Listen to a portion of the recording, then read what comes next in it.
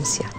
Y ahora le voy a contar la historia de un peruano que hace 22 años, siendo muy joven, deseoso de hacer una empresa, se fue del Perú.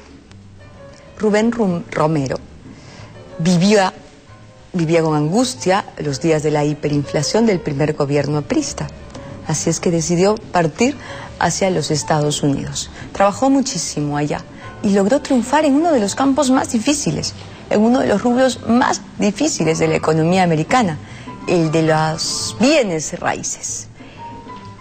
Rubén Romero tiene un banco hipotecario en los Estados Unidos. Él está en este momento en el set de La Ventana Indiscreta.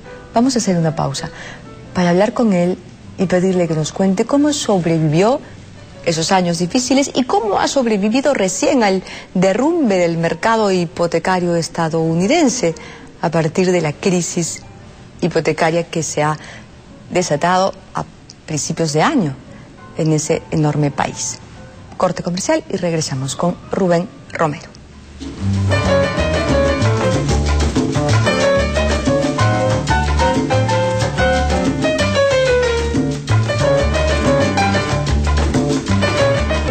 Rubén Romero es un empresario peruano, dueño del banco hipotecario Camino Real, el Mortgage Bankers, ¿verdad? En Los Ángeles. Y él además ha sido presidente de la Cámara de Comercio Peruana en California. Bienvenido, Rubén, gracias por estar en La Ventana Indiscreta. Buenas noches y muchísimas gracias por tenerme aquí. Cuando tú te fuiste del Perú, había hiperinflación. Correcto. Llegaste a los Estados Unidos huyendo de la hiperinflación y te encontraste con una recesión. Era una época también de recesión. ¿Cómo hiciste para radicarte y triunfar? Porque eres un peruano triunfador en Norteamérica. Gracias.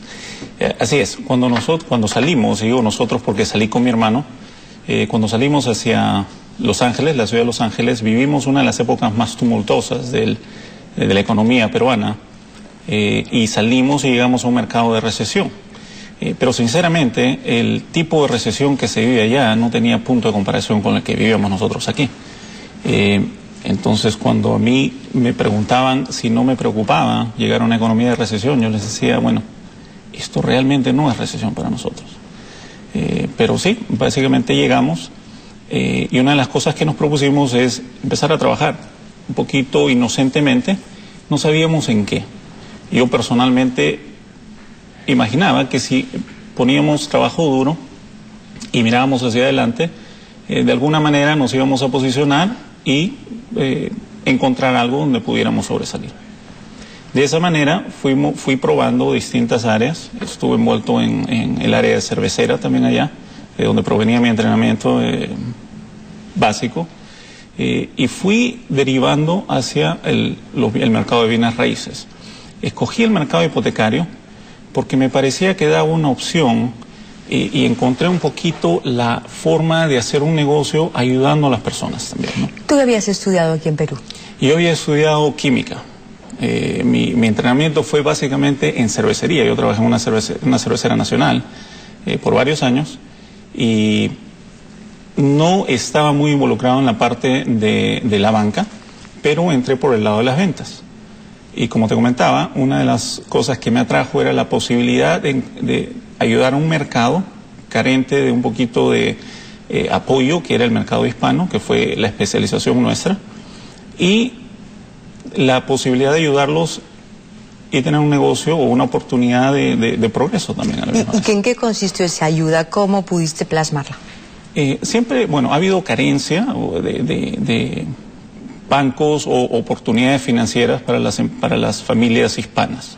El sistema ya es básicamente, sobre todo en la época en que yo llegué, era todo basado en el inglés y la barrera del idioma hacía un poquito difícil que los hispanos pudieran entender y ver las posibilidades que ellos tenían, porque hay un sinfín de posibilidades, hay un sinfín de programas, pero si no tenían ellos el conocimiento, la forma de entender cómo llegar a posicionarse de una manera que puedan calificar para un préstamo hipotecario e invertir en una propiedad, no tenían, o sea, esa era la forma de la ayuda, ¿no? De proporcionar el nexo entre la banca formal y el primer comprador que no estaba muy versado en el inglés.